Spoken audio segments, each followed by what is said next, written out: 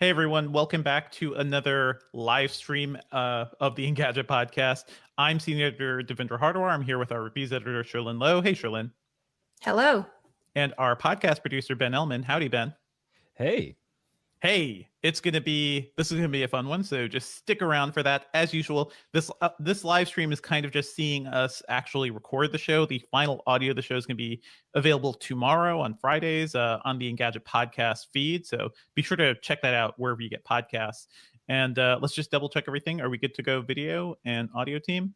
Yes, we're good to go in video. And in fact, if you want to mention the current stock price of GameStop, just what is it's it connected to meme economy, it's $264.12 as of right now. I'll plug that in somewhere in the show notes. Okay. There's already like more people than usual in our live chat, which is people got to know about NFTs. People got to know what's up. Our regulars like Mark Dell are confused as to what's going on in our chat today. We're too big. We got too big. Yeah, hello to Ranmo, Gamaj, WobHD, Mark Dell, Michael John Scott, Andy Liam, etc. Hello, everybody.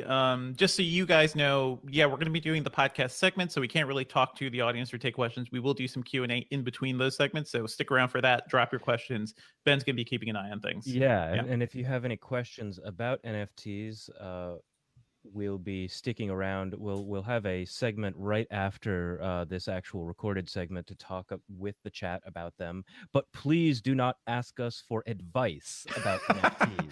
No, please do ask me for advice. I will tell you which crypto kitty I'm not trying to go to jail, buy. and I don't think that you should either. Don't buy meme, basically. I spent all last night making some crypto animals, and I'm going to be rich after this.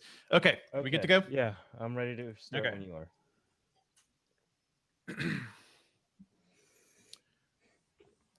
What's up, everyone, and welcome back to the Engadget podcast. I'm Senior Editor Devendra Hardawar. I'm Reviews Editor Sherlyn Lowe. Today, we are diving into the wild world of NFTs, or non-fungible tokens. You've probably heard a lot about them over the past few weeks, but they seem to be reshaping the way the digital economy is working, especially when it comes to art, and that's going to be a fun conversation. As usual, you can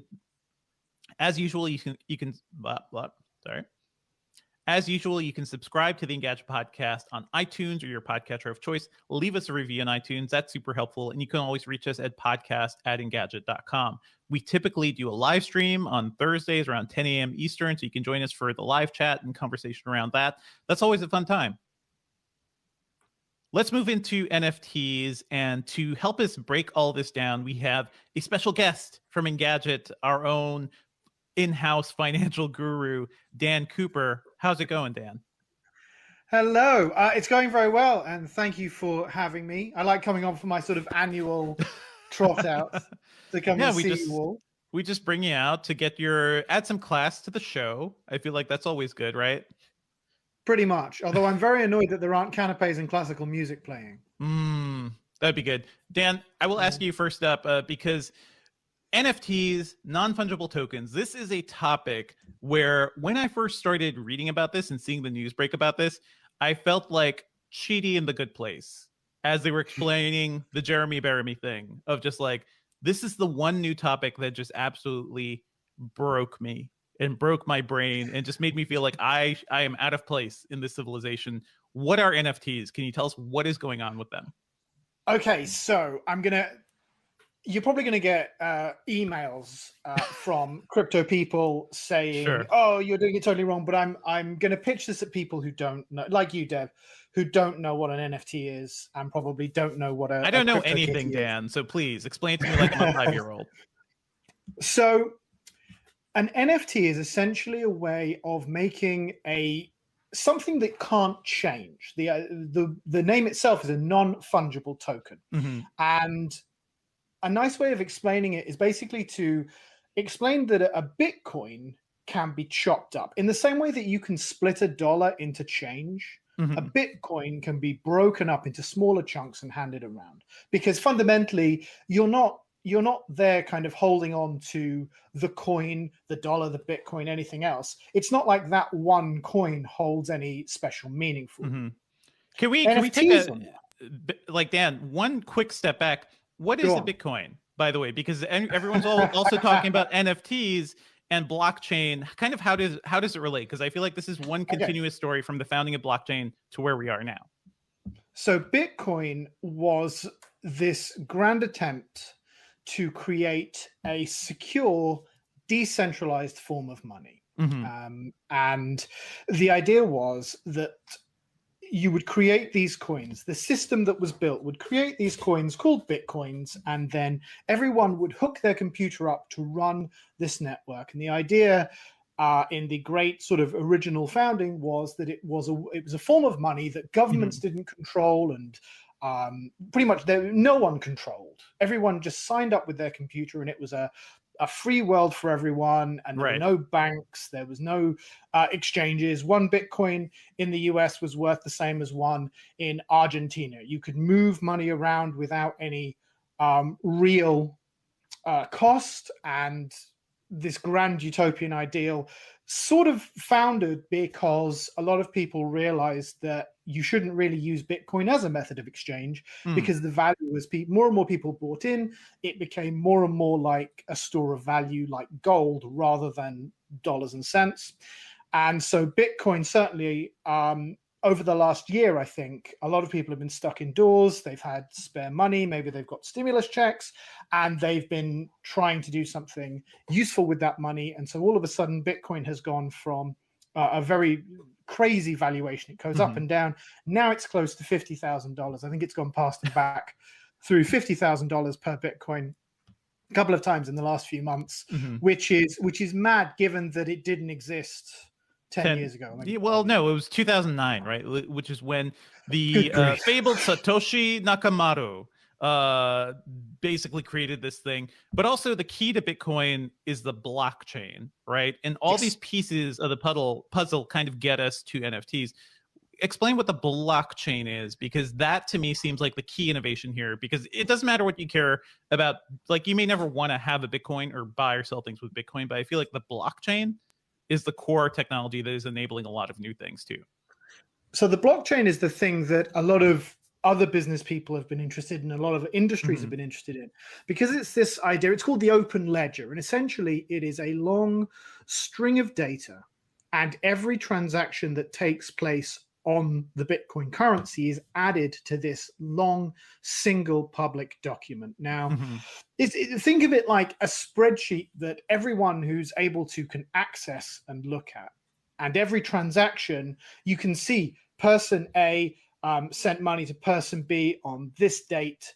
And whilst you may not know who person A and person B are in the real world, you can see where the money is going, what's happening to it. And the idea is, firstly, it's the sort of complexity necessary to make Bitcoin safe and secure, but also it's this idea of making every transaction public. And so if anything goes wrong, people can immediately scroll back through. You know, a couple of months ago, Twitter was hacked. Yeah. And some people ran a Bitcoin scam through Twitter. Loads of people on Reddit and everything else were immediately scanning through the blockchain, looking for where the money was being funneled out of those wallets that people had paid money into. So in that regard, there's a lot of interest for cross-border financial transactions, for asset tracking for businesses, even for, people are saying about using the blockchain for government. Yeah. The one thing I'll kind of segue into is that NFTs is this idea that you can create a contract, a sort of a binding contract that sits on the blockchain and creates this single piece that then can be analyzed and looked at in public, if you see what I mean, but also can't be messed around with. Interesting. By anyone. The way I've seen it explained to, like, when the blockchain originally came about was sort of like, you know, all that data credit card companies have in terms of like all the transactions between your card or what you're purchasing. The blockchain kind of puts that out in the open, but also does it in a way that, it's also not tied to Visa, or it's not tied to like one specific card company, right? It is the best of digital transactions from credit cards, but also the freedom of cash. How is that getting us to where we are now with NFTs, right? Because this is more than just it's more than just digital currency. Let me just take a step back here, Dan. I think your volume I can hear someone. is maybe a little some loud feedback. on your headphones. Oh, okay. So just watch Sure. out because we're getting a little feedback. Well, by all means, I will okay. turn myself down. Well, yeah, and No, I also yeah. think it may be the earbud that you have dangling. Yes. Do not plug them both in. Plug them both in. That Oh, actually is. I can't. I really hate listening to the sound of my voice when I've got both That's earbuds better. in. It's okay. I Yeah, loathe yeah. it. Wait. Just we'll Yeah, that's avoid better. feedback. Okay, I'll bring us back in. Okay. So the blockchain was kind of this idea too of basically uniting the best of credit card data, digital transactions, and the freedom and power of cash. How does that get to NFTs? You know, because these are basically digital objects that we're talking about right now. These aren't like, this isn't like trading cards or physical art or something. Now we're talking about digital art. We're talking about tweets. We're talking about a clip from an NBA game or something. How did we get to here, and what exactly are the NFTs? What do those represent? So the original idea was that you could create contracts as NFTs. Mm-hmm. And what happened, certainly in the last couple of years, was this idea that you could tie something that was digital, something that was ephemeral, and you could tie it to an NFT and say, well, actually, this is the one version of this digital ephemeral thing that is more real.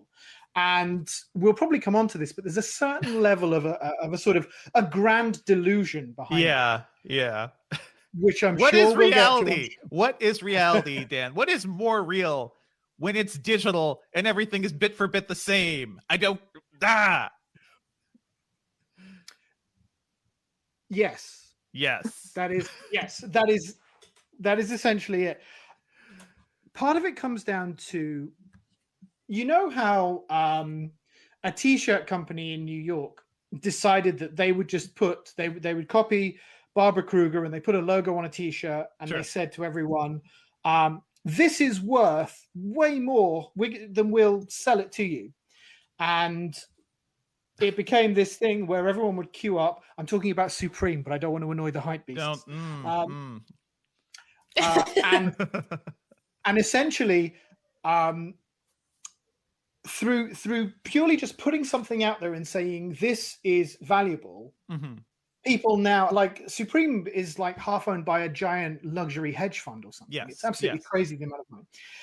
NFTs are a bit like that. It's this idea that there can be a JPEG of a piece of digital art, and they can be infinitely copied, and there's no generation loss or anything else. Like if I take a picture, if I take a selfie and I put it on Twitter or Instagram, you can copy that 1,000 times with no generation loss. But the one that I attach to an NFT is meant to be more equal than all of the others. All images are equal, but we're going to pretend that the one tied to an NFT is the one that's the original, even though it's not.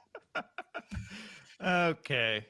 Listen, we're talking a lot about NFTs here too. This is not exactly a new thing. Over the past few years, we have seen art and crypto art become a thing. I think Cryptokitties was the one that kind of got really, not quite mainstream, but certainly got a lot of headlines. And that was like, what, 2017?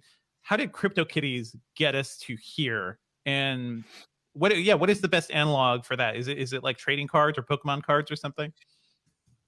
It is definitely Pokemon cards or Beanie Babies, something that has no, I mean, I guess a Beanie Baby does have a small inherent value because you can give them to small children or animals and they can cuddle them if you dare take them out of the packaging, obviously.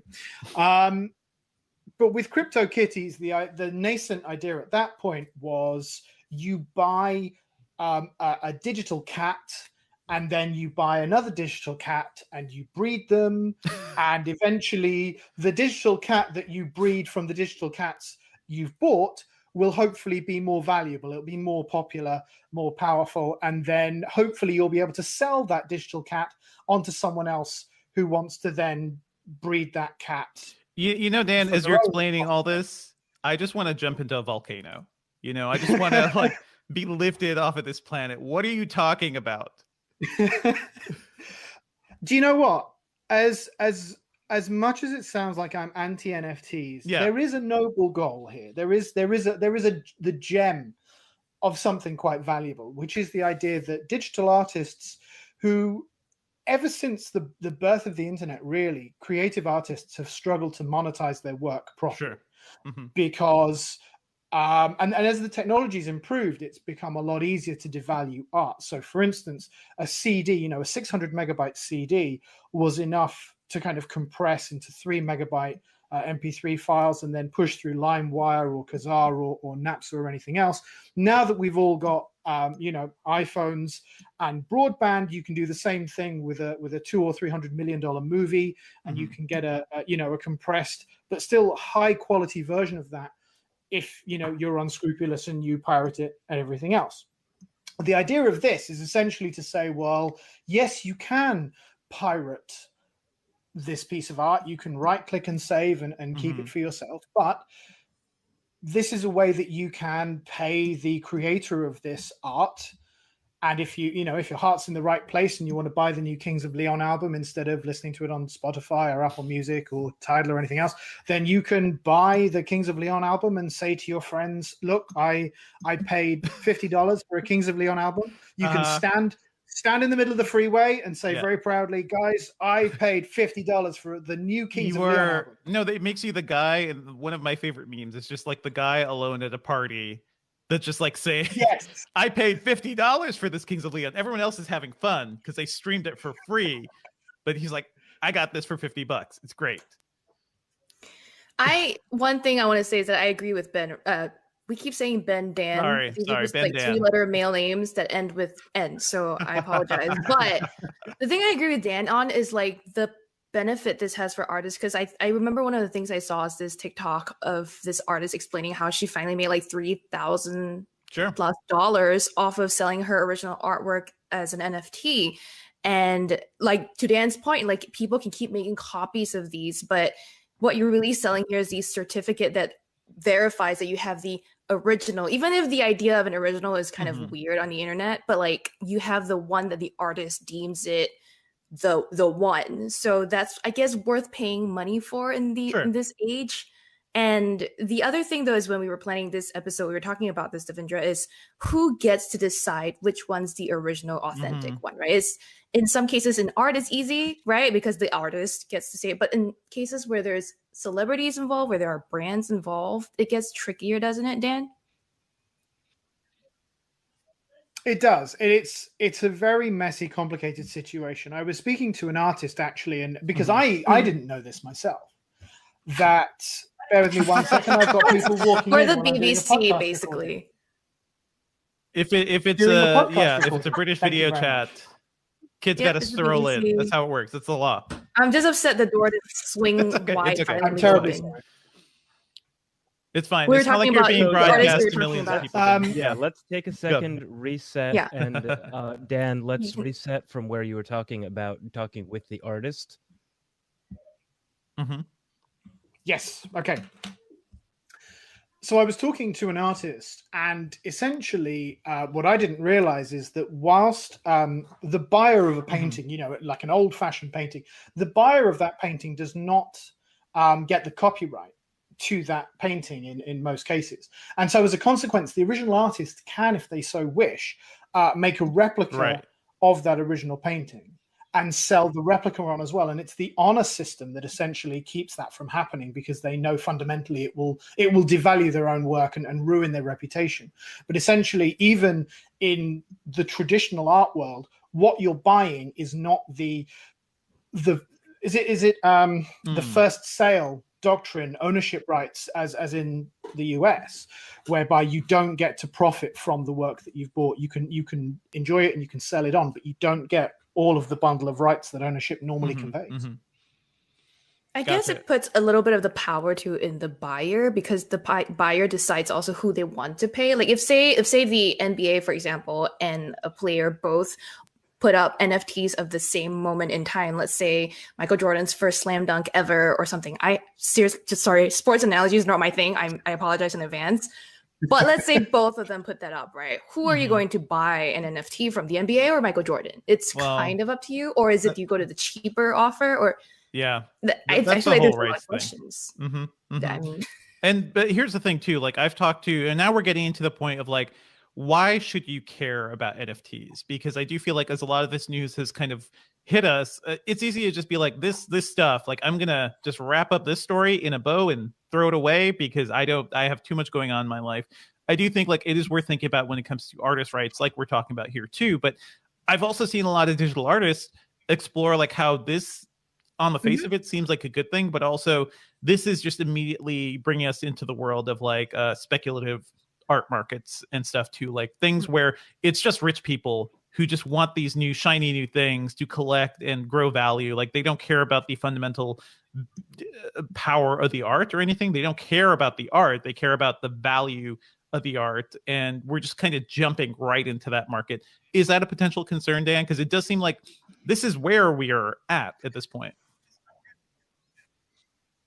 That is a big issue, and I think for the big story that I've written that's going up on Engadget.com today, it's very smooth.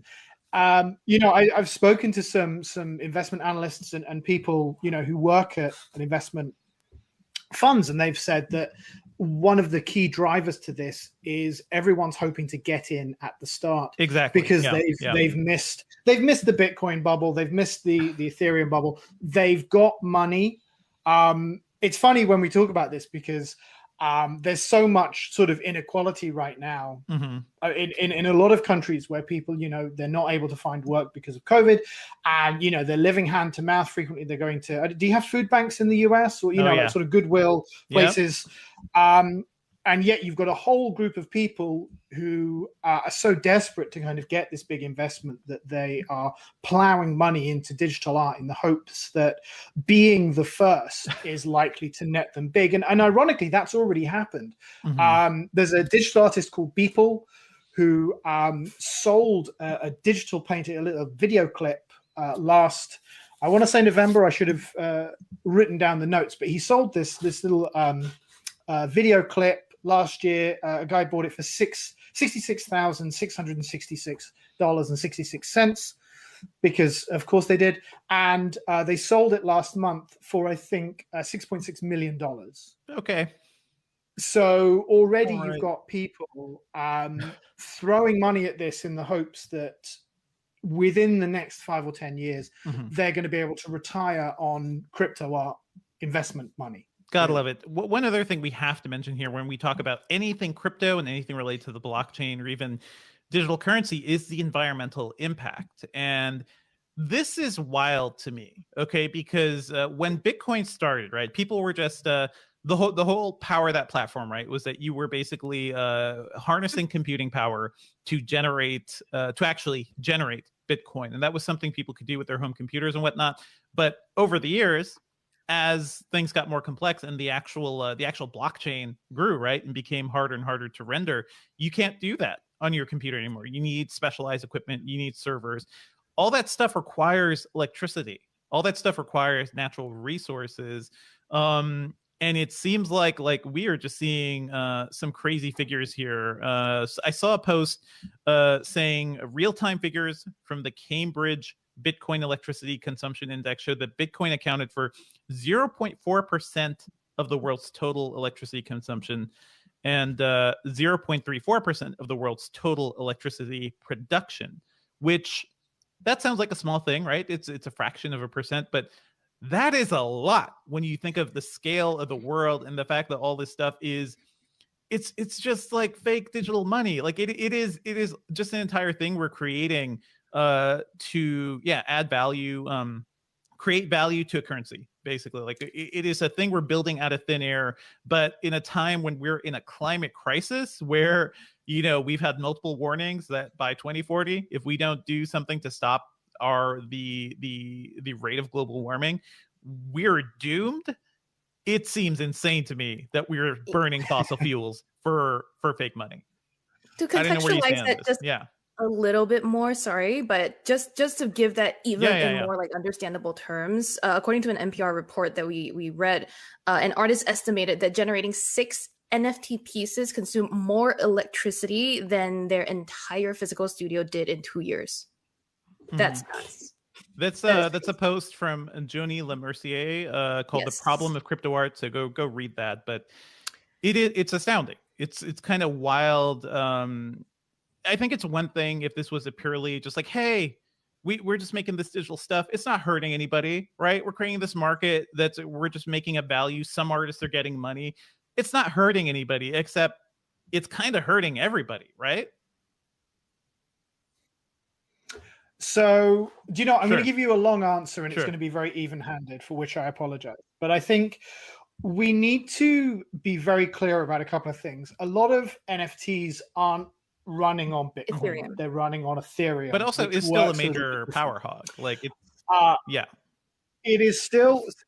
It is still a big issue because both the technology or the system that underpins the Bitcoin blockchain and the Ethereum blockchain essentially requires hundreds of computers or thousands or millions of computers all plugged in, solving essentially brute force solving difficult equations. And then the one that does it fastest essentially gets a cut of the transaction. You mint a coin, you get a physical reward. And so as a consequence, the incentives were at several points great enough that Bitcoin speculators could actually go and like rent a 747, like an old military 747, fly to Taiwan, pick up a 747's worth of graphics cards, and then fly them air freight to Iceland, where the energy, the geothermal energy, was cheap enough that they were hoping to get a reward. And you say to yourself, that is monstrous. And the stats say now that Bitcoin's energy generation as a whole is more than the country of Argentina. Okay, which is bad, and I don't think anyone would say that it's a good thing. Bitcoin's boosters would say, well, actually, the global financial system uses a lot more energy, although the global financial system also does things like run banks and has insurance and has customer service. And if you lose your money with a bank, they will at least try and get it back, whereas with Bitcoin, you're on your own. So it's very different. With Ethereum, the price is pretty much, or the amount of complexity tied in is tied to its value, which is tied to how much power it uses. So it's not as exponential a growth curve as it is with Bitcoin, but it is still a problem. I think the last time I checked, which was this morning, someone was calculating that Ethereum's annual emissions is about 25 terawatt hours a year, which is that's wild, crazy. That's enough to power crazy amounts. And but the thing that CryptoArt's backers will say is that actually CryptoArt only accounts for about 1% of those transactions. And this is I'm being even-handed. They say it's a small amount. And the hope is that Ethereum 2.0, which has been coming now since the start of 2019. The hope is that it will eventually come by the end of this year, but who knows when it will actually arrive. But it will change the way that the blockchain is administered, the system underpinning it, to one that's a lot less energy intensive and one that won't reward the burning of energy so much. The other thing to say is, and then there are other blockchains out there. Flow, all the other ones have escaped me. I think IOTA, but they use a different system that essentially uses a sort of random number generation and other calculations based on how much money you've sort of got in the system. But it means that the overall energy consumption, it's still consuming energy, but it's going to consume a hell of a lot less energy than Bitcoin and Ethereum. So right now, you have to sort of really think whether investing in crypto art is worth it, in the same way that you should when you invest in cryptocurrencies, because there is it's a moral consideration now. It's like it's almost as if you're like, I'm gonna invest in coal-fired power, like I'm just gonna put my money here, and you are essentially doing that because that's the vast majority of where the world's energy comes from. Like we still rely heavily on fossil fuel energy. It would be one thing if we had like perfect solar energy and renewables, right? And like people were just kind of siphoning power from there. I think that's an even greater argument. But yeah, this is the part of this whole story that really just makes me angry. Can we move on? Let's talk about some examples of NFTs that we've been seeing. We talked about some NBA examples. There's NBA Top Shot, which is this service by the NBA that is essentially selling short clips of games, similar to trading cards, except you own that clip, and aren't you special? Yeah. Well, you don't own the clip. Yeah. I mean, this is the thing. You own a copy of the clip with a serial number, and there are multiple serial numbers attached to each clip. So you are one of maybe, I think, 100 people or 50 people who own the clip, and well done you. And then you can sell that clip on. People have already started selling clips that they bought for tens of thousands of dollars, for hundreds of thousands of dollars. And that's likely to continue. I spoke to, in writing this piece, I spoke to Jack Settleman, who is the founder of Snapback Sports, and he and his friends clubbed together to buy a very famous LeBron James dunk. And they bought serial number 23, which is James's squad number. You can tell I'm not a basketballist. I'm sorry, we don't have basketball in England. And their plan is to sell that for $1 million to LeBron James himself, because fundamentally they know that if LeBron James buys it, he can then sell it on to whoever the hell he wants for millions more than he'll buy it. Because the idea is that actually when you have LeBron James selling you an NFT, that's going to be worth a fortune 10 or 15 years down the line, is the hope. Why would you buy an NFT from someone who bought it from LeBron rather than paying more to buy it directly from LeBron? Because you missed out, right? I don't know. It should be more valuable if you bought anyhow, but there's more examples. Yeah. There's been more examples of NFTs, right? Jack Dorsey famously this week, or this past week, I guess. His first tweet ever. Yeah, he's well, I don't know whether he's actually planning to sell it, because the offer, $2.5 million, has been there for a while and he doesn't seem to have accepted it. Maybe he's just doing it for show, but someone has bid $2.5 million to own the NFT for Jack Dorsey's first tweet. I wonder who that is. Yeah. Grimes and their brother did a crypto art sale. I think they earned $5.8 million in like 48 hours. And Beeple, who I mentioned before, is doing an auction with Christie's. I think the Christie's auction is running through crazy amounts of money right now. And then the creator of Nyan Cat sold Nyan Cat, Dan. It's a British way of pronouncing it. It's not Cyan Cat. It's Nyan Cat. Nyan Cat. It just doesn't work with my accent. I'm sorry. Nyan Cat sold basic. And again, this is the crazy thing. It's not like that's the only version of this available on the internet. It's just one that they've made fresh, and they've minted it as an NFT, and they've sold it for $600,000+. Speaking of the auction you were talking about, Dan, I believe this is breaking as we record this episode of the podcast. Ooh. The artwork from, I think, Beeple and Christie's sold for $60+ million. I can't remember if you actually mentioned it already, but it just happened.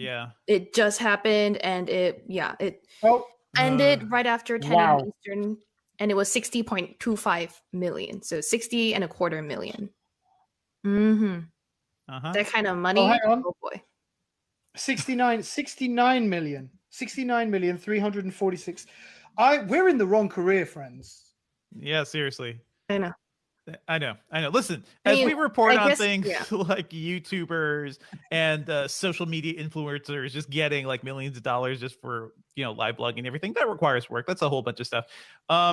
Speculating on digital objects just because, and the only reason you could do that is because you're already rich enough to kind of get into this, is I feel like the final straw for me. Yeah, it is to a certain extent driven by wealthy people, and certainly people who maybe have cash floating around because maybe they did win big, in the crypto boom over the last year. Maybe they've they've been holding on to GameStop stock and have ridden that wave, and now they want to put it in something where it'll appreciate far greater value over a longer period of time. And to a certain extent, that's the same with anything that's, you know, a high-end investment product. The rich people are going to get there first and put a tiny amount of their wealth in. And if it's a success, then they're going to reap the rewards 5 or 10 years down the line. Gotcha. Do we want to there was an example of an artist who actually had a bit of a success with their NFT and made a decent chunk of money, and they put it up on TikTok. Is that something we can play during the show, video team? Yeah, are you talking about yeah. the TikTok that I referred to earlier in this conversation, right? Yeah. Maybe we could play it. It's under how our artists utilizing it now in our notes right here. And we will play that for you on the stream, and let this roll. Mm-hmm.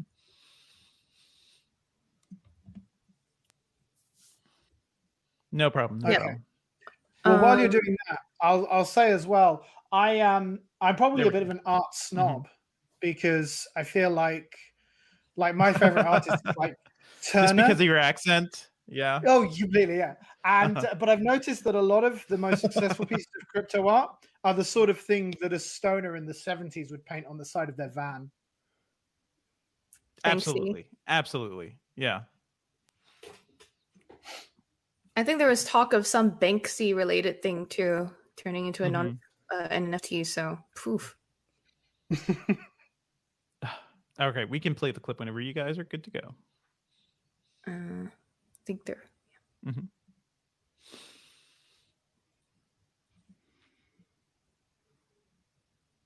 And then we will wrap all this in a bit. Mm-hmm.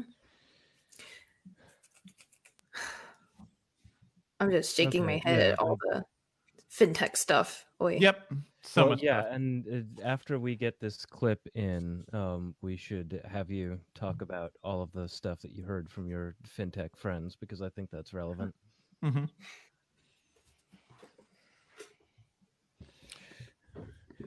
Small apologies to our viewers. This is just live streaming. But I think it would be good to play this because it was a good breakdown of for somebody who actually benefited from this with her own art. And as an independent artist and not someone who's like a huge, already super rich kind of person. Do you know, have you been following this person, Sherlyn? Like anything you could set up here? Not on TikTok, but this is the thing that I said before, where like an artist was explaining how like she was able to sell something during the pandemic for a fair amount of money where she wasn't before, and for Ethereum. Okay. Well, then don't worry about it. I think there's on-screen subtitles, but I could be wrong. There are, but yeah, it's fine. It's totally fine. We talked about like how this could be a playground for the rich already. Okay, let me wrap into this. I think my ultimate takeaway from this is it just feels like, as somebody who's read a lot of dystopian science fiction and, watched a lot of sci-fi movies, this feels like a dumb aspect of the world from Idiocracy that we could not have seen coming, right? This is just absolutely like, hey guys, the world is on fire. What are we going to do? We're going to create more fire to power these, these absolutely insane digital objects and digital currencies. I'm not sure. How do you feel about this, Dan? Like, you've seen this bubbling up. You have a financial background. How do you feel like about things right now?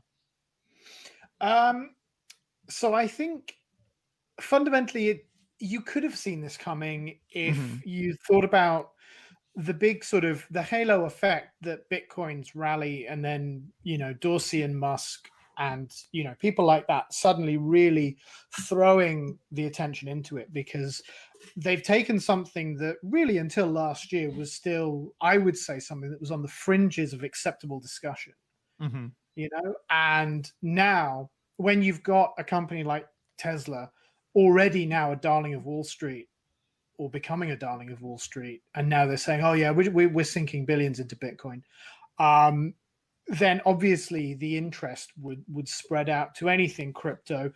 In the same way, a couple of years ago, I forget the name, but there was this company that made like juice, and they changed their name to, was it Lipton, not Lipton iced tea, but something like Lipton iced tea Bitcoin, and suddenly the share price rocketed because investors were just like, well, yeah, let's get in on that.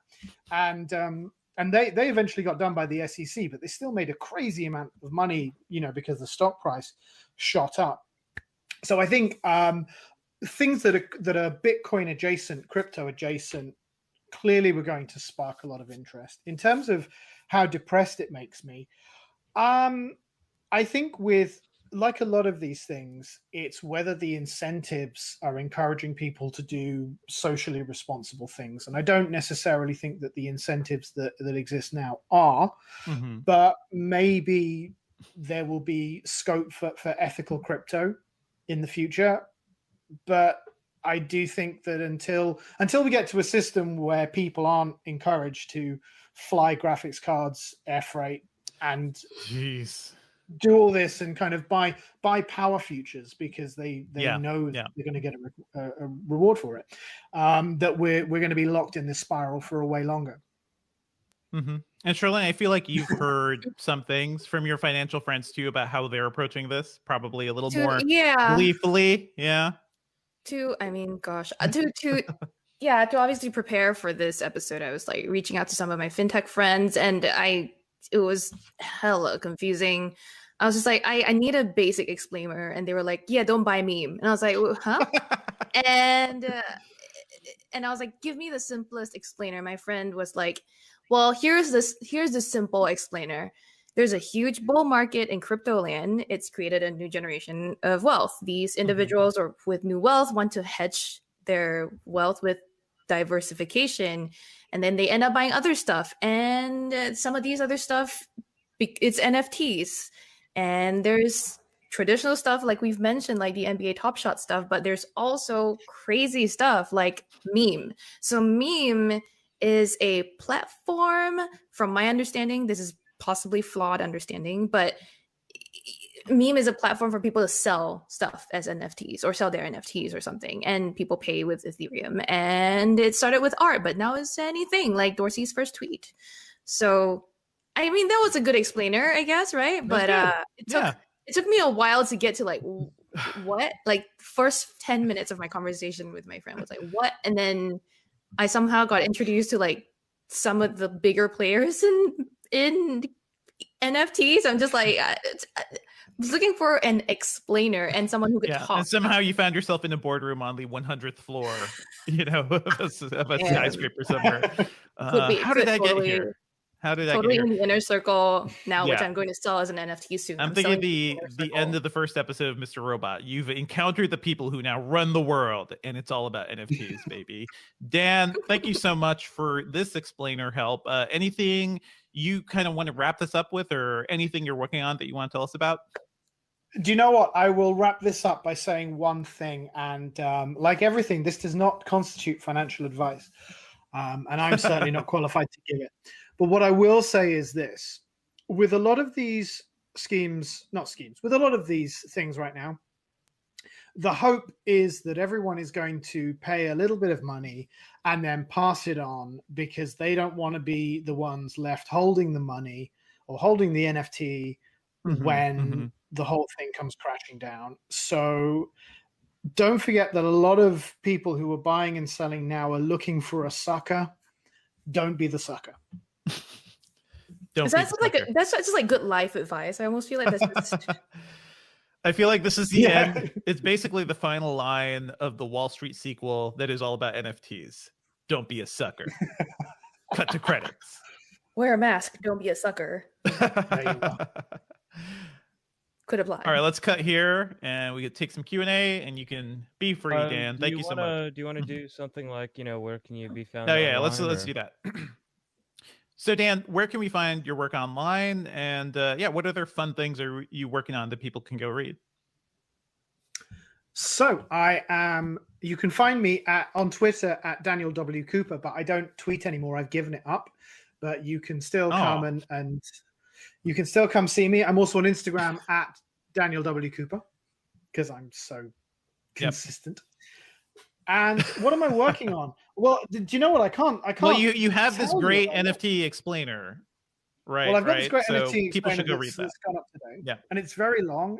I'm very proud of it. The thing is that I was sort of hoping to avoid talking about NFTs, and unfortunately, they haven't gone away. So this is very much me trying to sort of look at it from all the angles. So I've spoken to an artist, some finance people, some speculators and collectors, and everyone else in between, some blockchain people. So hopefully you'll get a nice rounded view of that. And if you have any comments or queries and you're nice, then hit me up on Twitter, and I'll open my app for a couple of days just to be nice to people and respond. All right. Sweet. Thank you so much, Dan. So Q&A. My pleasure. Okay, yes, let's hit that Q&A. So I've been banking questions, and most of the general chat inside the YouTube chat has just been like, "Wow, this is wild! Yep. Can't believe Good. it's happening." And some people saying that they actually bought meme, which is not the concept of memes so much of it as it is like meme as like the name of business. Is that right, Sherlyn? Mm-hmm. I don't think you can buy the platform meme. But I think they possibly bought something on meme. I can tell you my understanding of meme is still, despite having spoken briefly to the founder, Jordan Lyle of meme, I still don't really understand, but he's also a very busy person and I haven't had time to like pick his brain more in depth. But I think I feel like the person who bought meme, please respond in the live chat to tell us, like, is that an accurate understanding? Sell. Yeah. And so one of the other comments that we had was from a Romaine. I need to lean in a little bit to see this. I think it's Chuk. Oh man. Okay. Yes. It's Romaine. Good effort. Good effort. Last name. Yeah. Oh, I'm having Chuchcon. difficulty- Romaine C. Yeah. Chuchcon, looks yeah, like- maybe. could be. That said, I think earlier we were talking about how maybe NFTs had a fixed value and they might not be able to lose value or something. But they said actually NFTs can lose value though if the platform that it's made on gets unpopular. True. So True. you're just talking about like the baseline fickleness of the internet, like 12 years ago or so, people were really, really into Facebook. Facebook was cool. Now we are very suspicious of Facebook because of what it's done to democracy. So we're just talking about like whether or not people like Ethereum or whether or not people like Bitcoin, and that is the whole value of the tokens that you have. That seems wild to me. Absolutely. Oh man. Hey, can I interest you in buying stock in a company called MySpace? It's going to be the next big thing. Okay, so MySpace Tom did it exactly right. He just left. He taught an entire He did. generation of. He Instagrams now about his travels. It's just like, I'm rich. I travel the world. Yeah, that's great for him. He taught an entire generation of middle schoolers and high schoolers basic HTML, and then just dipped. Yep. He found a sucker. That was it. One of our regular viewers, Mark Dell, is also British and had a lot of issues with you saying there's no basketball in the UK. Ooh. Just where Dan is. Said, of that's a course, damn of lie, course. and you know it. I had basketball Yeah, hoops there's at my no high school in Bristol. Oh, Bristol. I mean, it's just what you guys call rugby, right? That's how that I'll works. say Yeah, no more. no.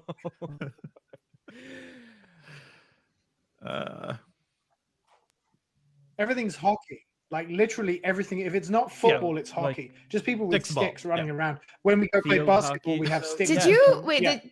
Is this a British We thing can- or a Singapore thing? We Captain can continue talking about this in a second. I'm sorry, I just want to do another shout out to the chat to say, if you actually have questions about NFTs, this would be a great time to ask them. But Sherlyn, keep on going with Keep on going. whether or not all the hockeys are a Singapore thing. Oh, I was just wondering if they had captain's ball in the UK because they clearly don't have it Captain's here. Ball. Hmm. Captain's ball. Okay, so as a Singapore, I've never heard of sports. captain's ball.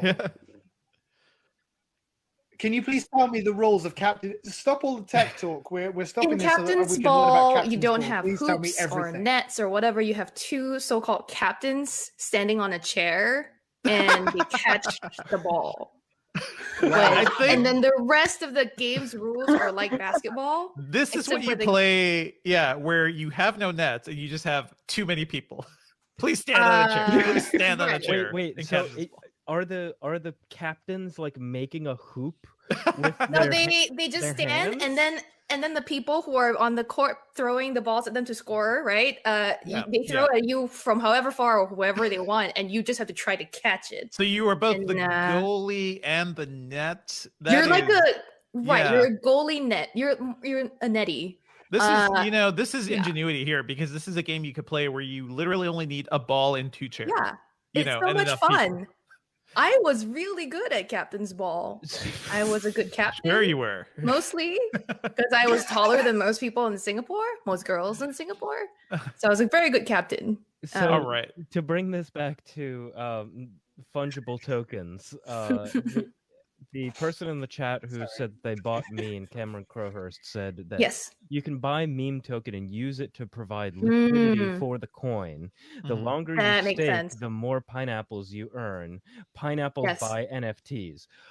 I read Yes. that sentence, but I did not Yeah. understand it. Yep. There's Yes, a lot I of totally get things it. within So, this conversation that just it's- break your brain, right? Yeah. Okay, I get that part though. So Yeah. it sounds like when you go to an arcade, you buy a token to use a machine. Sure. The pineapples are these tokens you can hold on to buy a piece Right. of NFT that you want to that comes up on memes at some point. Or Uh-huh. meme. I think, Cameron, if I'm wrong, tell me. That's what I think. Do you understand how much of a scam that sounds like? Yeah. Yeah. Yeah. It's literally like people are saying, like, here is a grubby old Chuck E. Cheese token Mm. that I got from my 12th birthday, and here now this is worth $10,000. Because I say so. Okay, Cameron said that's it. That it seems correct, but yeah, I mean, it's like holding on to money without holding on to art or something. I don't even. You know what? I'm not going to try to explain this, Okay. but let's move on to real tech news. Or something a little more tangible. So Dan, if you want to stick around for this, you can if you like, but if you don't, It could run like at least another We hour. should- I'm Yeah. happy to. we Yeah. should just make sure that video has all the Oh, lore okay. threads and stuff sorted that they need and the things that we plan ahead of time. or right? we could just Like, kick Dan out Okay. if you want. What do you? No, it's- Are you free for I just another don't hour, like Dan? to change plans last minute on Yeah, people. that's I'll all. go. Yeah, I can do it If you want. If you want. Entirely I up to can do an you, because hour. this could be just a fun back and forth, because we're gonna just run through news real quickly. Okay. And then we do Yes, I'll pop be culture here. stuff later. If you want to shout anything out that you've been watching, I will just chew on that on your brain. Okay. All right. Okay, we are gonna All right. jump back into the show, everybody, and dive into other news. So let's run away from NFTs and the world of everything crypto, please, and let's talk about things that are a little more tangible. I don't know. How tangible is $1 billion acquisition? Microsoft's $7.5 billion ZeniMax acquisition is officially finalized. That means they officially own all of the Bethesda studios, including id Software, Arcane, and Bethesda Game Studios, and all of that. That is, it's something we've talked about. It is kind of wild that Microsoft now officially owns the company behind the Elder Scrolls. What else? So many other games. The upcoming Deathloop, which is a PlayStation exclusive. That is going to be a PlayStation exclusive game now being delivered by a company owned by Microsoft. It's all very confusing, but it sounds like more Bethesda games are going to be heading to Game Pass soon.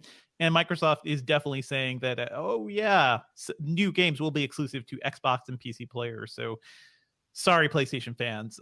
The war of exclusivity is continuing, and I think it's going to get kind of bloody because Bethesda is a huge, huge studio.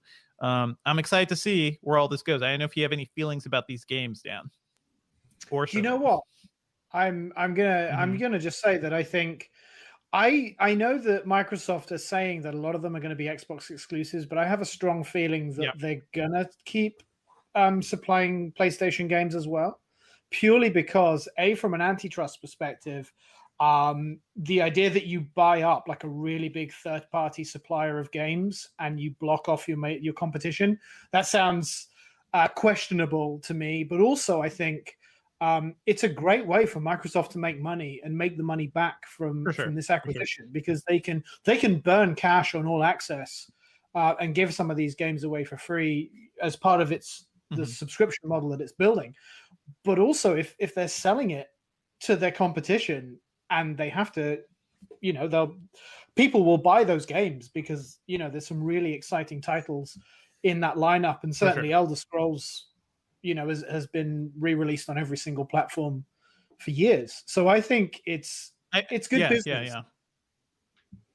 I think we could probably see like a year or two of exclusivity from some of those games, because it's kind of what we saw with some games that were exclusive to Sony and PlayStation for a while and eventually ended up on other platforms. That's probably the best way to make this business work out. So that'll be really interesting to see. But hey, Microsoft finally has more original games under its banner, which is something we've been complaining about for a long time.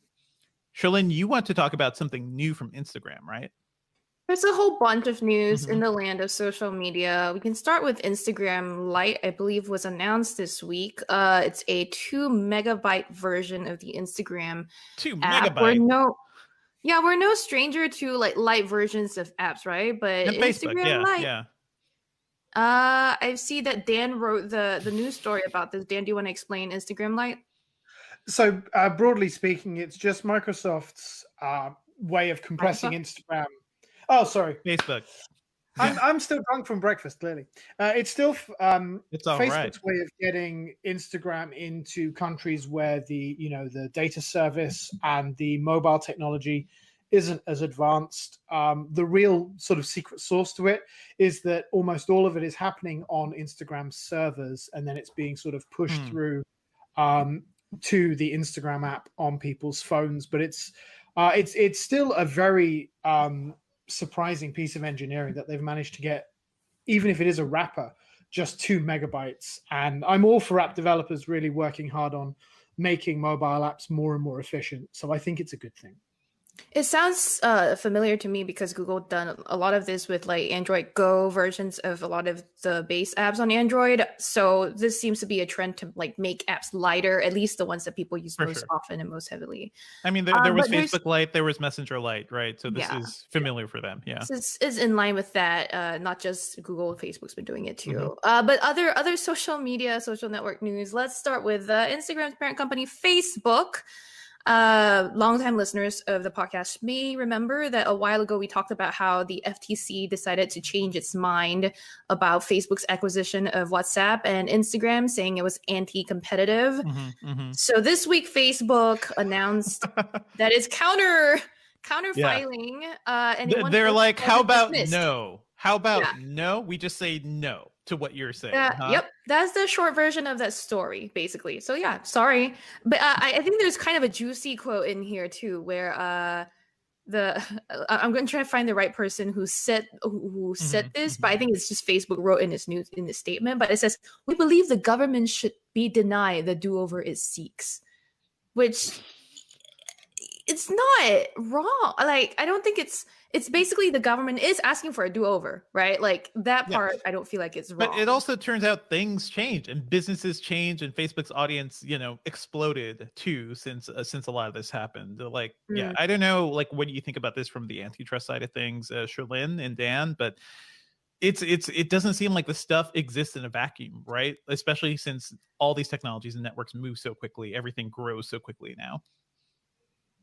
Yeah, I mean, we continually ask for more regulation on this podcast of big companies like Facebook. And this is the government maybe catching on, if a little late or slow, to the fact that these are massive, massive companies with huge amounts of power. So it's just tricky, right? Like with the timing of this. I don't know if Dan from the UK has a different perspective. The interesting thing, so I spoke to an antitrust lawyer about this and a couple of other big antitrust cases late last year, and he basically explained that you don't necessarily need the do-over, because if you can find now that there is a company with a dominant market position and it is abusing dominance, then there doesn't you don't need to do anything more than prove those two things, and you've got enough of a case for the FTC to start pursuing you.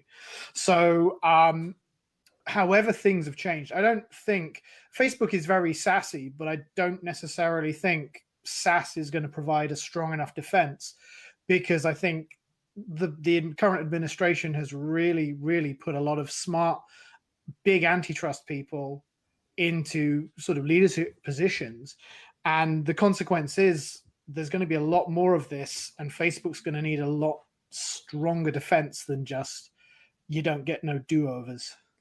Yeah, to be clear, some of the wording here, Facebook's lawyers were saying that the FTC has not alleged facts amounting to a plausible antitrust case. They're just saying there's not enough evidence. There's, you know, these are coming from a fraught environment of relentless criticism of Facebook for matters entirely unrelated to antitrust concerns. That's what Facebook is saying. Look, we have some time until the FTC and the state attorney generals have to respond to Facebook's motions to dismiss. They have until April to respond. We're going to be following this for a while, it seems like. Well, a couple of things to add here, right? Like this antitrust filing came from when we were under the Trump administration. Yes, I was going to say. Yeah, we're now in a completely different place. But also, we've written about how the Biden administration has brought on people like Tim Wu and Lena Khan, and people who are like Wu, who basically created the term net neutrality, right? People who think deeply and have a lot of concerns about how we're handling tech, and Lena Khan in particular is all about breaking up big tech companies because she thinks we are thinking of antitrust and monopolies in completely wrong ways. So this is going to be interesting. I think this is going to be a really interesting year to see how Facebook fights this, and other charges are going to be coming from the government. Yeah. I don't know if anyone else has anything to add to Facebook before I move on to the next social media thing on the list. But, please. Let's round out the big three: Instagram, Facebook, Twitter. Had some news this week too. It's testing full-size image previews finally, because oh my god, following this, if your picture is not at the right aspect ratio, you post it to Twitter, it'll be cropped in. And in the past, it's been proven or shown that that Twitter's image cropping algorithms are racist, which is wow. So it's testing, like, this is part of the attempt to address some of this like racism in its algorithms. But yeah, it's nice to see some work there. There's also, I mean, our producer Ben is also mentioning that this also ruins those tweets where you want to click through to see the full picture for a surprise. Exactly. And sorry, I guess you can't make everybody happy. Yeah. I wish Twitter were able to implement a function where you could choose the preview where it is, or probably will be able to, but then you lose the ability to just like say everybody will see this big surprise image. Yeah. Or no, choose the part of the picture that will show up first as that preview, and then they can still click through to see the full. Like it's a functionality that may just make it a little like harder to load the page at some point. I don't know. But here we go. Twitter is also working on things. So lots of social media updates this week. Poor Carissa. Carissa Bell, our hardworking social media reporter. Send her some shout outs on your social media platform of choice, because she deserves it. Let's move on to some actual gadgets. Sonos. Lots of them. Sonos had an actual announcement this year, a company that doesn't really produce many products, right? Like, it's very rare that we get new Sonos hardware, but they announced the Sonos Roam, which is a $169 speaker that is both Bluetooth and Wi-Fi. And it's interesting that this is coming from Sonos, right? Because over the past decade, we've seen things like the Jawbone Jambox make Bluetooth speakers super popular, wireless Bluetooth speakers. Jawbone died, but other companies, pretty much every single company that can make a speaker has made a Bluetooth speaker. I'm a big fan of Logitech's Ultimate Ears Boom lineup and the Mega Boom and all that. I have a JBL, yeah. Exactly. Sonos is getting into that market. It's $169, which is almost twice as much as what you'd pay for comparable speakers from other companies. But Sonos has a lot going for it. This will be a speaker that's a part of its it's network. So if you have Sonos speakers in your home and you want to spread your sound all throughout your house, the speaker can accept that. It can move between Wi-Fi and Bluetooth seamlessly. It can pair with another speaker for stereo sound. I believe you can even like tap it to a Sonos speaker, like bring it right. No, you can hold the play button to kind of bring over what you're listening to from this speaker to your Sonos, to your other Sonos speakers. There's a lot going on here. I kind of want to play with this, but I've also been tempted to get the Sonos Move, which is the $399 one that is kind of a bigger speaker that is both good in your home, and then you can lug it out to your backyard or something for more sound. So this is like a smaller, more portable version of the Move, maybe? Sort of. I feel like maybe the way you think of it is like the Move is a speaker that sounds good, is really meant to be at home, but you could take it around and go, take it to a picnic or something. This is a speaker that is more meant to be on the go, but you could always bring it home and listen to it with the other stuff too. So it's kind of like the inverse relationship there. Just but because Move and Roam are synonyms, but okay. Yep. Yeah, I think they're kind of getting into the the limitations of their naming scheme right now. But yeah, I think it's cool. I may just get one of these to play with, but I'm also tempted by the Sonos Move. So I don't know. Do you guys have feelings about these speakers or any of these things? It's good to have wireless speakers. They're super useful. I'll just quickly jump in and say that I think Sonos is known for its audio quality, and I think that's what people are excited by to get maybe hopefully similar quality in such a small package. But I mean, Dan, if you have any thoughts. Put it this way, I think this is probably $110 too expensive, because frankly, if I'm out at a picnic, I am not taking a $170 Sonos speaker out with me to a picnic. I'm going to take the Anchor, like a $45 Anchor that is the loud cheapest enough, one possible, has battery life, and if someone steals it or it gets smashed up, I'm not going to be very sad about that. There's no way you are a wise man. A portable Sonos. There's no way. Totally portable Sonos. Yeah, this market has driven basically to nothing so quickly. So that's why Bluetooth speakers have gotten so cheap, and I think why it took so long for Sonos to kind of figure out a way to get in here. But it'll be interesting to see where we go from here. Yeah. Anyhow, lots of other hardware news. I think that like the Core Engadget audience will be familiar with what I'm about to tell you all, but this has been, hardware week, right? First, we had the Asus ROG or ROG Phone 5, ROG Phone 5, Republic of Gamers phone. Which is a gaming. Yeah, it's a mobile gaming device. It's a gaming phone. It uses the Snapdragon 888, which is Qualcomm's most high-end chipset, and not the other high-end chipset that they announced a little bit later in the year. Anyway, this is the 5, not the 4. The last phone was the ROG Phone 3, but they skipped 4 because, in Chinese, 4 sounds like death. Anyhow, ROG Phone 5 and ROG Phone 5 Ultimate, 6.78-inch phones with AMOLED displays, high refresh rates, same 144 hertz as before. But basically, the improvements here are not only is the screen about 23% brighter, there's also like a quad DAC for better audio, improved air triggers, everything that I guess a mobile gamer is looking for. It also looks a lot less ugly than the last few ROG phones. So this is pretty cool. My question for you guys, by the way, do you think there will be an iPhone 13? I feel like we're gonna lose that number entirely, right? They're gonna switch to like a letter. Yeah, they're gonna be like iPhone forward. I put money. It'll be iPhone forward and iPhone 5T and something. I'm not gonna let you name any products, Shirley. They should hire whoever names LG products to name. Oh God, or no, the person whoever names the.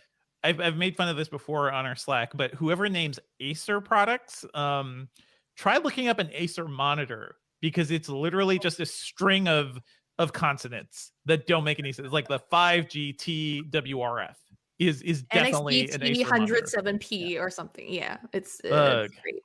Anyway, well, hey, shout out. What do you think the next iPhone is going to be called? Because I would put money. It's never going to be iPhone 13. What else? I'm going to go for 12S. Yeah. 12S. I think that's the right one. 12S. I feel followed by the rumors were that this would be the full remaster, like the big redesign, because we got 5G this year, right? And they didn't really change much. But yeah, what else is going on, Sherlyn? Well, we're talking about iPhone 12s. We're looking at the competitor to Apple, which is Samsung, which announced this week that next week there will be an Unpacked event, yet another one, because we haven't had enough Samsung events this year. It is called the Awesome Unpacked, which is coincidentally the title of my autobiography in progress. It's going to be on March 17th, and let me actually get that date right. I'm pretty sure, but March 17th, and people are suspecting that it will be about, who knows. I had someone on my but someone on my Twitter asked, is this for no, or is this for whatever? And there's some guesses going around. I will say though, you all should just come to .com for our live stream, because me and Chris Velasco will be watching it with you guys. We'll have a pre-show, a post-show, so mark your calendars. But yeah, Samsung event coming up, aka more phones, which we more always say that Samsung doesn't make enough phones, don't we? Yeah, we need more Samsung choices, and something's happening with OnePlus too, right? Yes, OnePlus is also hosting an event. The Samsung event, by the way, is March 17th at 10 a.m. Eastern, so you should come to the Engadget YouTube channel around 9:30 a.m. Eastern. So the other thing is OnePlus has announced that it is going to be showing off the OnePlus 9. That's where we are at now, OnePlus 9 and 9 Pro. I was like, is it 5? No, it's just 9. A 10. It's just OnePlus 9. OnePlus 9 equals 10. There we go. 9 and 9 Pro. The big selling point, or the big attention grabber here, is that OnePlus has been teasing its collaboration with Hasselblad for a while now, which harkens back to the days when I think it was Huawei that was working with Leica to make cameras on their phones better. And that's been always one of the complaints against the OnePlus flagships, is that their cameras just cannot compare to iPhones and Pixels and even Galaxies. So this might be what it needs, because Huawei's cameras did get a bit better after they teamed up with Leica. So we'll see. But I don't know, Dan, I know you covered Huawei for a bit for us too. Are you excited for the OnePlus with Hasselblad collaboration? Oh, tremendously. I will be unable to sleep waiting for this handset to come out. I mean, OnePlus has a rabid fan base, and I'm not surprised you're part of that. Yes, but OnePlus has a lot of fans who will be very, very stoked to see this. But yeah, hardware season. Next episode of the podcast is going to be very interesting. And just FYI, OnePlus's event is going to be on March 23rd. So stick around for that. Cool. One thing I want to say to you, Sherlyn, is happy birthday. No, not happy me. Birthday no, to you. You a little B word right here, and that B word is burger. What? there was a major birthday this week for a platform that I don't really love, but hey, 10 years old. Updates from Google Land, aka Sherlyn's time to speak to prove that she's an Android/Google girl. Chrome OS celebrated its 10th birthday this week. It was on Tuesday, and happily announced a bunch of updates, which almost amount to a redesign to the platform. So Chrome OS is getting, a new phone hub. So it's like a little dashboard at the bottom right of your screen that shows you your phone indicators, like Wi-Fi, cellular connection, battery life, whatever. And you can see your recent Chrome tabs from your phone on the Chromebook too, which I thought was kind of nice. You can also ping your phone from your Chromebook to find it if you've misplaced it. There's some other features like nearby share. You know what? I wrote it on Monday. I can't remember anymore. That's basically lots of new stuff came for Chrome OS. I am shocked that it has been 10 years since we've had these devices. And I think it's been a series of ups and downs. I remember when these were announced, I was like, oh yeah, cheap computers, right? Give me more cheap computers that are basically web browsers, because that's basically all we're doing. Since then, Chrome OS devices have become really big in schools because they've been cheap, but also companies keep pushing premium Chrome OS devices, and that is the thing that just makes me physically Remember angry. the Pixelbook? I do remember the Pixel, but I actually have one back here somewhere. Oh, no. But yeah, premium does not work for Chrome OS. Yeah. I will say, like, if you want all the updates that they're announcing, the article is live on Engadget. But I was reminded of one feature that actually got me quite excited. It's called Tote. It's this little place that you have easy access to from the launcher, and you can store all your like pertinent files in there that you maybe regularly look at or stuff like that. It will also store the last 5 things that were saved in your clipboard, so screenshots, for example, or your whatever you copied. And I mean, I think that's cool. For me, I'm always looking at like embargo docs that I open and then close, and then I'm like, shit, I need to look at that press release again or that spec sheet again when I'm doing a review. So I find Tote like a useful thing that I have yet to see on other operating systems, but otherwise, a lot of these updates feel like catching up to Windows, to Mac OS, like the virtual desktops and stuff like that. So yeah, Chrome OS is growing up. This a teenager is starting to be a teenager. Or a preteen. It's going to be a preteen soon. And yeah, it's just a couple of You years know, until those are all the that best does is years. talk back to us and roll its eyes. I am not looking forward to that. Let's Sad. move on to what we've been working on. And we'll do like a Q&A bit after, okay? Yeah. Let's move on to what we've been working on. Just want to do a quick shout out. I am writing up a quick guide of accessories that you will probably want to get for your OLED TV. So a lot of cool suggestions there. I think bias lighting is pretty cool. You know, sound bars and all the usual stuff. But, you know, let me know specifically too. At me on Twitter or wherever. Shoot us a note at podcastinggadget.com if you have any other OLED tips, because I could probably still fit some things in there. Sherlyn, what are you working on? Lots of stuff. I'm going to just try to focus. In addition to secret meetings that I can't tell y'all about, but y'all can guess probably.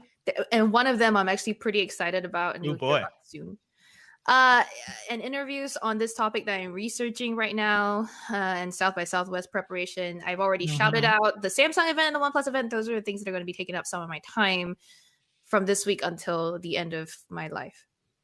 Until it's all over. Until March, but you know.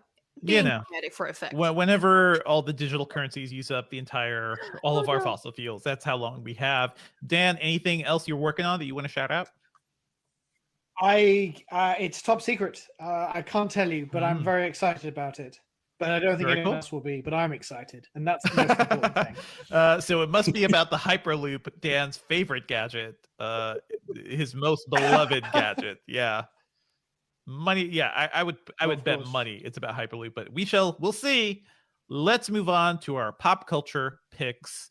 I want to shout out a series I've been catching up on called Search Party. It originally started airing on TBS, but it's actually all now on HBO Max. It is a weird show, and I kind of dig it. It is like a comedy about hipsters in New York, except they get into like searching for a missing girl, and then it sort of turns into like a murder mystery type thing too. I'll be honest, I'm really just watching this because I miss the hell out of New York, and it is really fun to like dive into shows where people were back walking around the streets and going to restaurants and doing cool things. But you know, has a great cast. I love Alia Shawkat. I think it is so unique and so funny. It's also like co-created by Michael Showalter, so it has like some of the funny bits of his like improv comedy too. So yeah, check out Search Party. It's on HBO Max. I kind of love the fact that a lot of these shows that were on obscure networks or just not super popular networks are now in a single place for people to binge, and it's well worth checking out.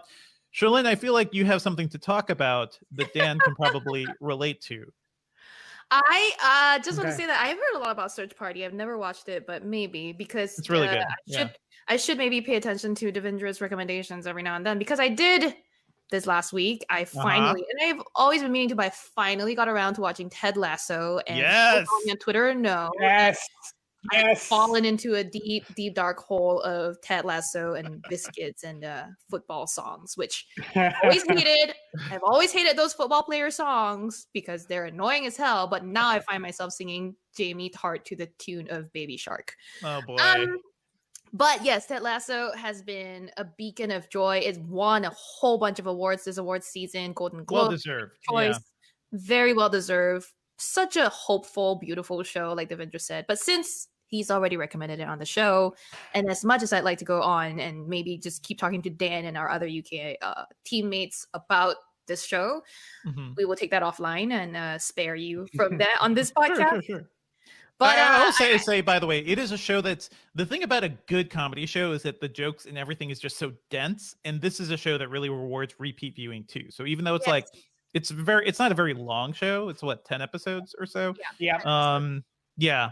Like you'll go back and rewatch, and you will find jokes that you missed the first time for sure. Let me just tell you how, first, I'm super deep in the Ted Lasso hole. So I've been on the subreddit already, just finished all of the subreddit posts. But I also was talking to Aaron Seporis, our executive editor, and he was telling me he lives, I believe, is either from or lives in Croydon.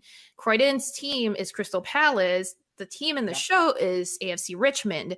AFC Richmond uses a different stadium than the one they're actually using in the show, which I wasn't aware of until Aaron pointed it out to me. Now, if you're here for hard facts like this, watch the spin-off podcast called Sherlyn, Aaron, Dan, and Matt Talk Ted Lasso with Tech. Talk Lasso. Well, speaking of Ted Lasso podcast, I did I guested on a Ted Lasso podcast called Lasso Cast, which I think right now is probably going to be really hard to SEO for. Like it's, yeah, you're going to always end up with just IMDb listings. But I talked about the finale of the show with them for like 2 hours. So that was fun. Love the show. Check it out. What else have you been watching, Sherlyn? Yeah. Okay. So I decided to go. I'm trying to keep it like manageable. So I'm going to blaze through some of these. I decided to make it a Brit themed set of recommendations this week. There's a lot. There's a lot coming.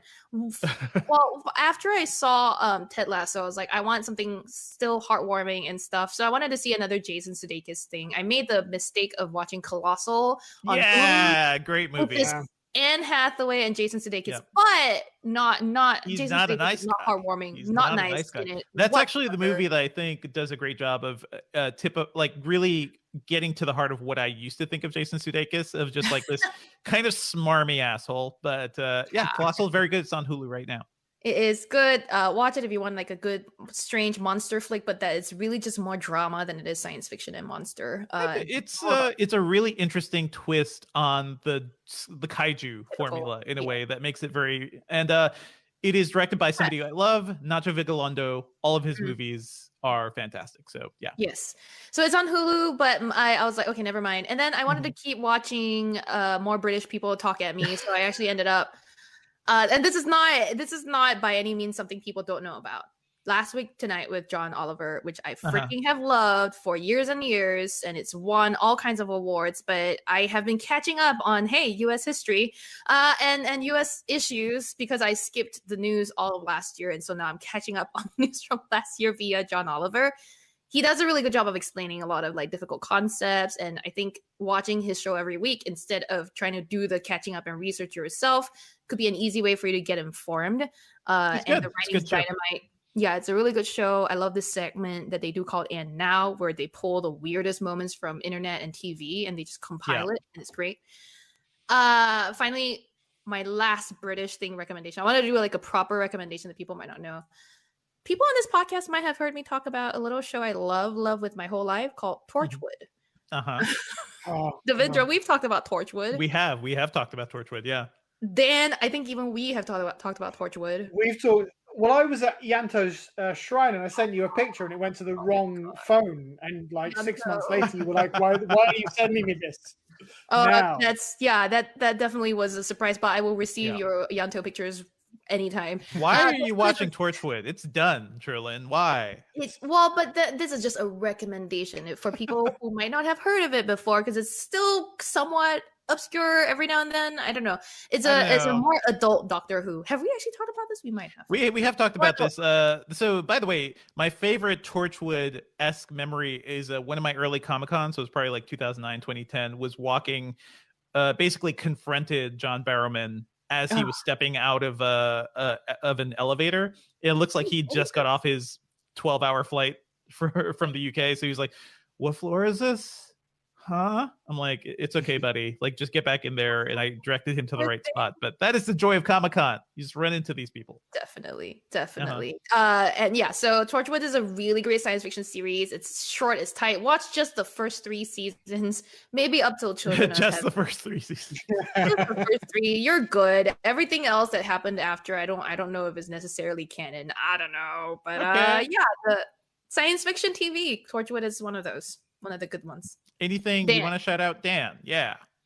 Yes. Do you know what? I really want to talk about Ted Lasso because I haven't had. I want to say this. Let's go. I'm sorry. Yeah. So I did the preview of Ted Lasso. I basically fought Devindra. I was like, no, I want to do the preview, and Apple sent over. This is a little bit inside baseball, but Apple sent over the first 3 episodes for me to watch, and I remember watching it, thinking, okay, the first episode, the end of the first episode, I'm like, oh, okay, so they've taken this 2-dimensional character and they've made him sad for reasons. And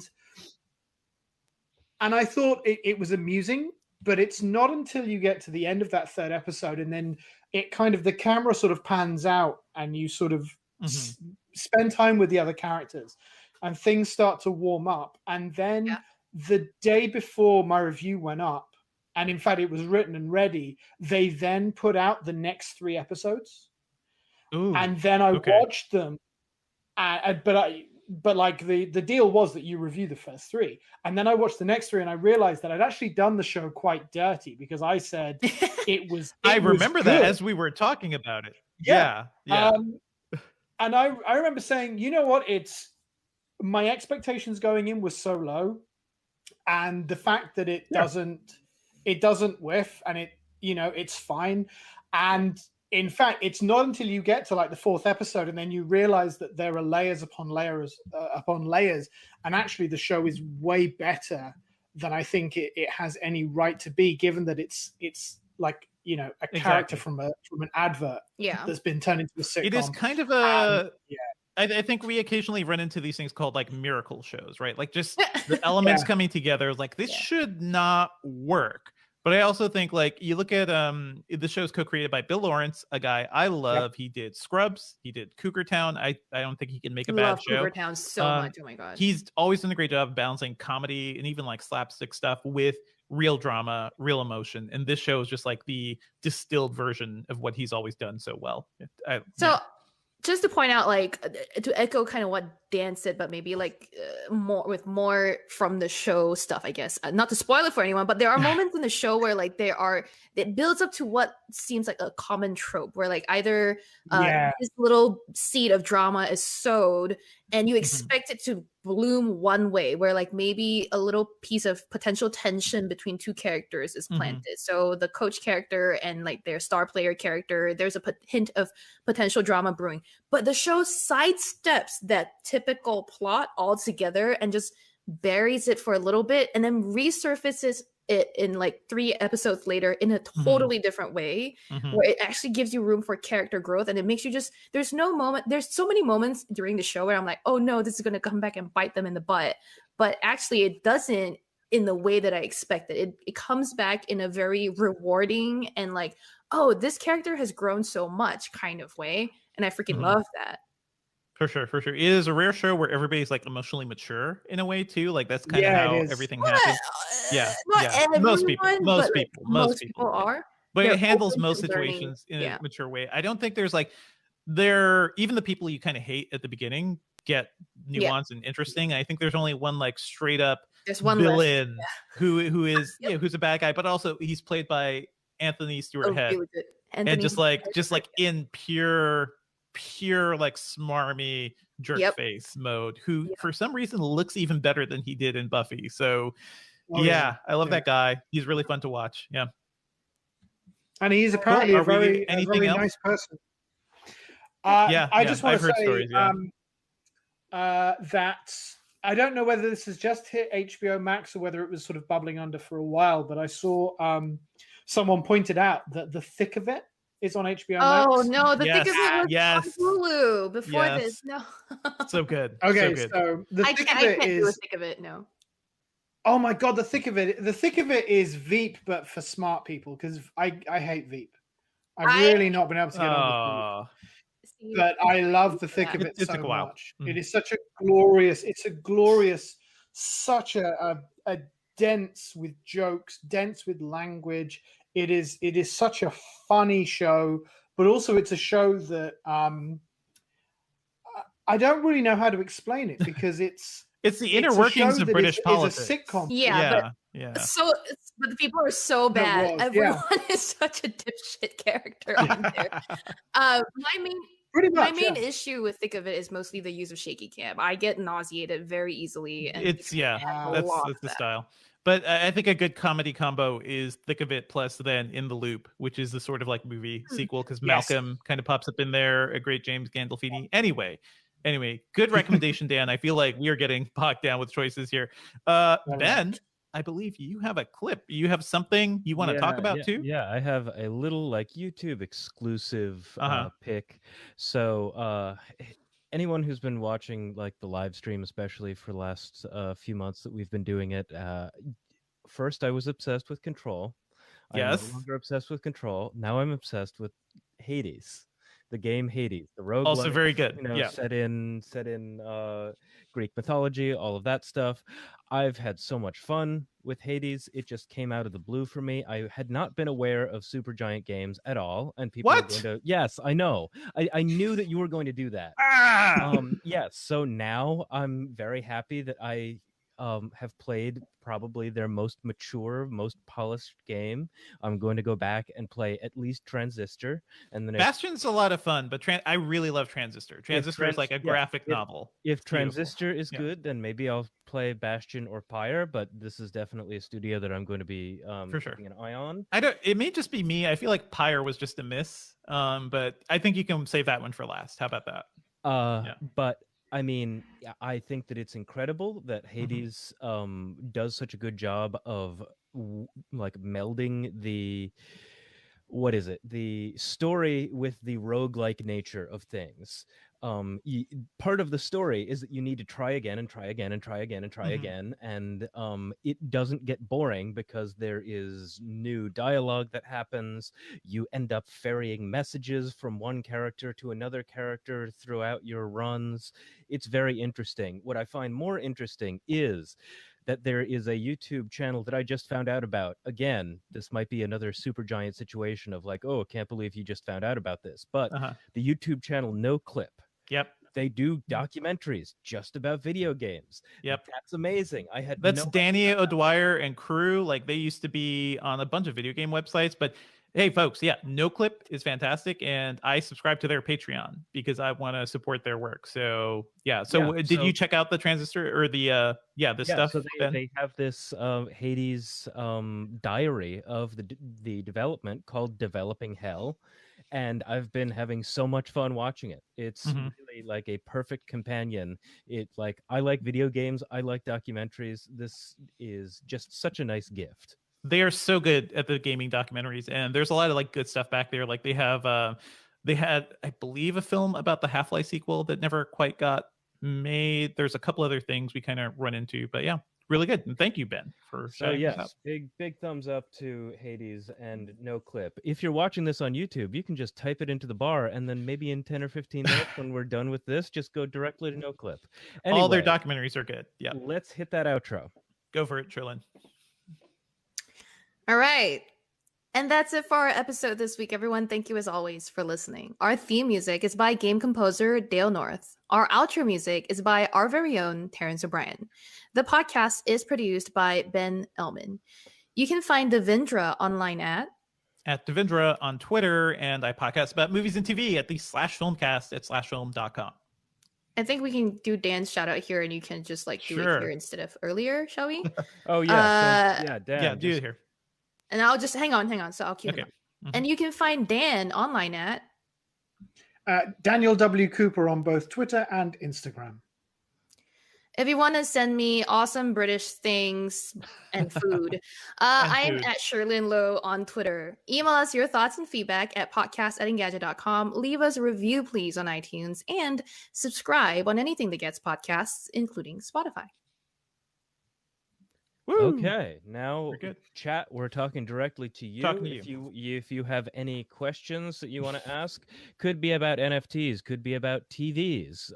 You know, we just talked Everything. about like OLED. Could be about Ted Lasso. Yeah, it could be about. I assume it'll Could be Ted about Lasso. Yes. anything I'm gonna run to the else. bathroom. I'll be right back. But do you it. guys have fun. We can keep talking about Ted Lasso with Dan. It's fine. Yeah. I'm happy to talk Ted Lasso forever. What's your team, I Dan? can't. So my team. So I support Chelsea and Norwich because I live in Norwich and I can see Carrow Road from my window. So so I have dual allegiances. Is that there. allowed? Is it? Yeah. Are they in different Why leagues? wouldn't it be? Oh, Yeah, they are. So Norwich is. Yeah, so Norwich is a very well run, comparatively small football club, certainly compared to Chelsea and some of the ones that you will have heard of over in the US. And they frequently go up to the Premier League and then down to the Championship and then back up again because they're too good for the Championship but not good enough for the Premier League. But it's nice. Like Richmond. And yeah, they are like Richmond in some regards. It's funny actually because when you watch Ted Lasso, if you look whenever they're on the pitch, I think in the first episode they're on the pitch and they've done a really bad job of disguising the Crystal Palace logo like in the stands and everything else. It's quite embarrassing in that regard. Yeah, I didn't notice until Aaron pointed it out. But one quick thing. Dan, do you remember, were you there when we were having that conversation about how big of a fan I used to be / maybe am of Man United? And I think, was it you? You were the one who was all like, name 3 players. And I was like, were you there? Was it you or was it someone else? No, it's totally you. It was you. No, it was you and an Aoife. And Okay, so I was like, okay, look, Beckham, no. Or who was it? Ole Gunnar Solskjaer, and then I said Neville Longbottom or Phil and Neville. And I was like, think this was Billy. I think Billy might have been told Billy. you the names. Someone. Oh, but yeah, I do remember you saying Neville Longbottom was a player. It could have been Jamie, but that was just a funny moment where I was like, Phil and Neville Longbottom. Yeah, Michael Schumacher. Yep. Phil and Neville Longbottom. Mm-hmm. So to bring it to I don't know, at least a user generated question about at least pop culture stuff. I think it's Shies9 asks, what are your feelings about the latest season of The Expanse? I haven't started The Expanse, but I really want to, and I'm happy that it's on Amazon. Like it was one of those things that was kind of surreptitiously canceled by Sci-Fi and then like got picked up later on. Is that correct? Dev, have you seen The Expanse? I have seen The Expanse. Yes. So it was picked up by Amazon, right? And now it's all on Amazon Prime. Yeah. And it's still going. It's fantastic. I'm shocked you recommended Torchwood Trillin because I'm like, why? The Expanse is the show you should be watching. Well, Torchwood's I know. not that good. Torchwood is not good. I love Torchwood. Torchwood's a bad show, but okay. You're awful. I love Torchwood, it's just sexy but Doctor probably Who. Sexy Doctor Who. Right. But that's probably back in the day when I was watching it. I was a lot younger, I was very into like. To me back then, that was a risque show. The Expanse, I tried to start like I was at the premiere screening. I don't know if it was with you or with Anthony, but it really never like just grabbed me. You know, I never got too into The Expanse. I feel a little bad because I keep hearing such good things about it. It is one of those shows where I think the first season is kind of messy. Like it is based on a book series, and they just like shoved all the characters and all the plot lines and everything into one season and didn't like direct it. So by season 2, it gets to like, oh, okay, I know why I should really love this or who I should care about or anything. But yeah. Check out The Expanse. Meanwhile, in the chat, D-Man says that he finally put up a 65-inch TCL 4K TV. It's nice. A big upgrade now for a Series X. So I'm imagining you're talking about Xbox Series X. Yeah, I am. The prospect of gaming in 4K is calling to me. I'm trying to save my stimmies for. It's not really the 4K machine. Is the thing, but yeah. You want the better frame rate, you want all the good stuff. What? Out of my tongue. Oh yeah. Hey, you have something. I got this at the screening event of The Expanse. I never read it. Yeah. I Oh, so should. that's I the hear the I'll novel's waste it really on good. you. is Yeah. based on. Yep. Well, there. Yeah, it's a whole series. It's a signed copy. No, I'm kidding. Is it? No, it's not.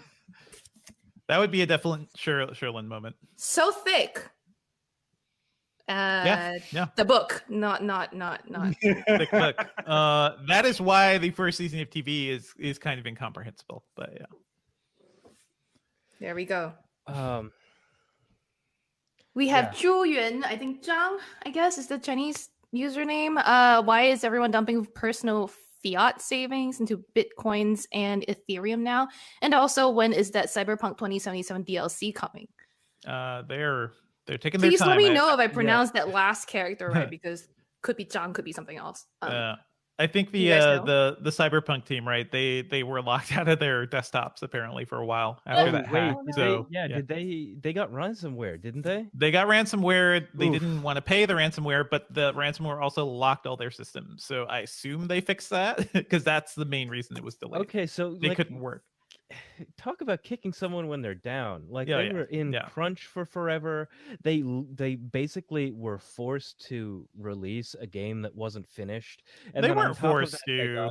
They weren't. They could have delayed it again, but yeah, that's a longer conversation, and we should have that conversation with folks. I mean, forced by gamers, forced by like gamers have no power. Forced by money, like. Yeah, okay, yes, they have. Do they have no power? But then, like, they could very easily review bomb the Steam stuff.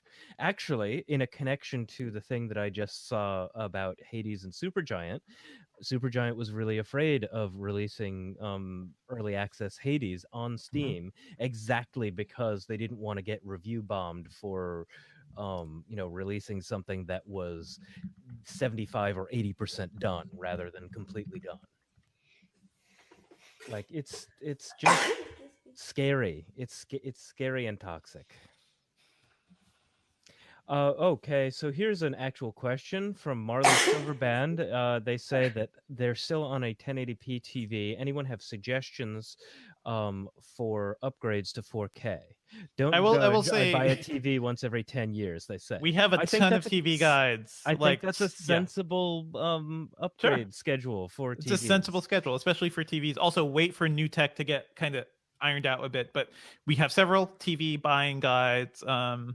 It really comes down if you can afford OLED, go OLED. If not, then you've got a couple other good 4K options from like Vizio and TCL.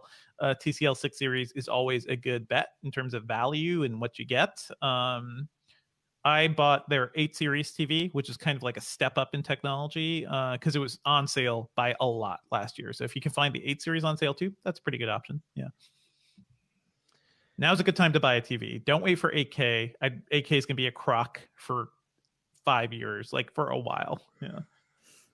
All right. I want to encourage the chat to just throw in your questions about anything under the sun at this point, just because. Or we could wrap in a couple minutes. Yeah. And thank you to D-Man who said bless you when I sneezed. Bless Very you. kind. The only person who said bless you.